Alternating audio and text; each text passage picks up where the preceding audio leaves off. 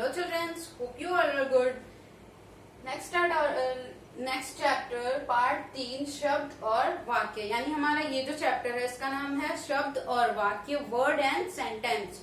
जैसा कि हम पिछली बार पढ़ चुके हैं कि हिंदी वर्णमाला में 44 लेटर्स यानी 44 वर्ण होते हैं और इन वर्णों से के मेल से जो शब्द बनता है उन शब्द वर्णों के मेल से हमारा शब्द बनता है और शब्द के मेल से यानी एक सही सार्थक रूप में जब हम शब्दों को मिलाते हैं तो सेंटेंस बनता है। इसकी डेफिनेशन अगर हम देखें तो दो या दो से अधिक वर्णों के सार्थक मेल को शब्द कहते हैं। जब हम टू और इससे एक्स्ट्रा के वर्ड एक साथ मैच करते हैं और सार्थक वे में सही वे में मैच करते हैं तो उससे हमारा शब्द बनता है। शब्दों का जो वर्गीकरण होता है, क्लासिफिकेशन ऑफ वर्ड्स होता है, वो होता है आपका तीन भागों में किया गया है। तीन तरह के होते हैं।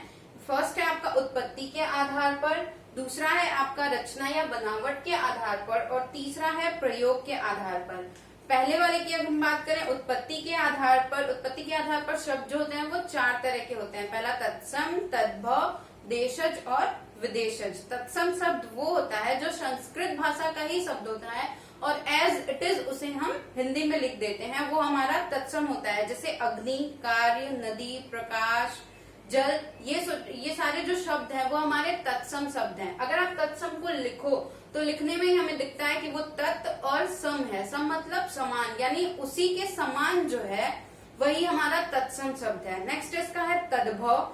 अगर आप तद्भव को देखो तो तद और भव, भव यानी उद्भव, तो जो उससे उद्भव हुआ है, जिसका उससे विकास हुआ है, वो हमारा तद्भव होता है। यानी संस्कृत भाषा के वे शब्द जो हिंदी में परिवर्तित करके लिख दिए गए होते हैं वो हमारे तद्भव शब्द होते हैं। जैसे कान, इसको हम तत्सम शब्द में कर्ण बोलते हैं और तद्भव में हम इसे कान बोलते हैं। अंधेरा का अंधकार, आग का अग्नि, ऐसे होता है। यहाँ पे कुछ लिस्ट दी हुई है आपके तत्सम और तद्भव की। आप जब इसे पढ़ोगे तो आपको ये अच्छे से समझ में आ जाएगा। नेक्स्ट है आपका देशज शब्द। देश में बोली जाने वाली जो भी अनेक भाषाएं हैं, अनेक भाषाओं के जो शब्द हैं वो हमारे हिंदी भाषा में प्रयोग किए जाते हैं और उन्हें हम देशज शब्द कहते हैं। जैसे पत्थर, गाड़ी, रोटी, थैला, पगड़ी, ये सब हमारे देशज शब्द हैं। नेक्स्ट है विदेशज शब्द, यानी जो शब्द दूसरे देशों से आए हुए हैं और जिनका यूज हम अपने हिंदी भाषा में करते हैं वो विदेशज शब्द होते हैं। जैसे चाकू, गर्दन, कॉलेज, किताब, कार्टून,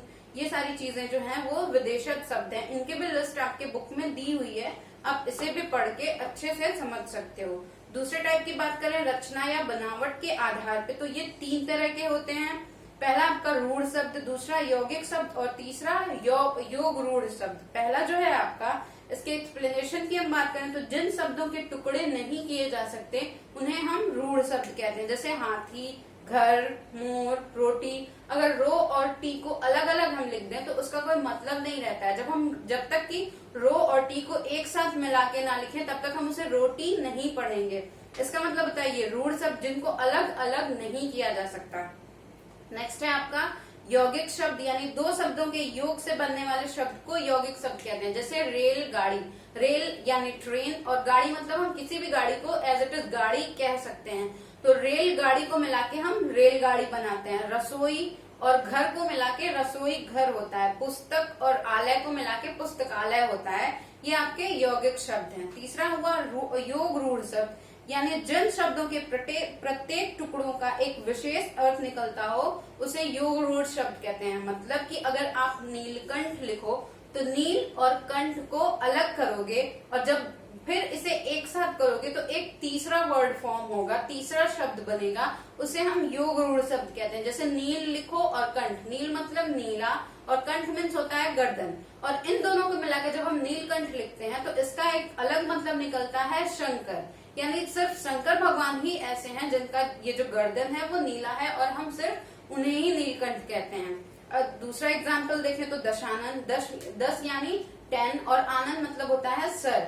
10 और आनंद यानी जिसके 10 सिर हैं, यानी सिर्फ रावण ऐसा है जिसके 10 सिर हैं। इस तरह से जो भी शब्द होते हैं उन्हें हम योग रूढ़ कहते हैं। तीसरा है प्रयोग के आधार पर। ये दो प्रकार के होते हैं, विकारी और अविकारी। जिन शब्दों में लिंग, वचन तथा कारक के अनुसार परिवर्तन होता है उन्हें हम विकारी शब्द कहते हैं। जैसे संज्ञा, सर्वनाम, विशेषण, क्रिया विकारी, ये सारे शब्द जो हमारे विकारी शब्द हैं। अगर आप संज्ञा से एग्जाम्पल देखो तो हम ये कह सकते हैं कि राम आता है, तो राम अगर हम लिखें तो उसमें आता लिखेंगे, ठीक है। यहाँ पे लिंग जो हुआ राम हुआ और राम के हिसाब से हम आता लिखेंगे, लेकिन वहीं अगर हम सीता कर दें तो हमारा ये आता चेंज होके आती हो जाता है। इस तरह से जो भी चेंजेस सेंटेंस में आते हैं उसे हम विकारी शब्द कहते हैं। और अविकारी शब्द जिसमें जिन शब्दों में लिंग, वचन तथा कारक के अनुसार कोई परिवर्तन नहीं होता है उन्हें अविकारी शब्द कहते हैं। जैसे क्रिया विशेषण, संबंध बोधक, समुच्चय बोधक,